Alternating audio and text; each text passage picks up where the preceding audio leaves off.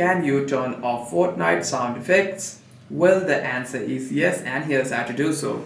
First, you are inside the First, after you're inside the game, you want to simply tap on your profile over here at the top right of your screen and tap on settings. Once you're inside your settings, you want to simply tap on this volume icon over here. By doing so, you'll be able to see all kinds of volume settings over here. What you want to do is, if you want to turn off all of the sound effects, you want to simply scroll down and you'll be able to see this visualize sound effects option. You want to simply turn it off over here.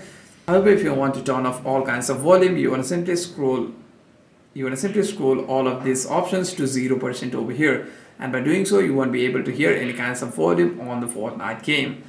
After you have done decreasing all of the volume, you want to simply tap on this apply option over here to apply your settings over here from here, and by doing so you would have successfully turned off volumes or sound effects on Fortnite.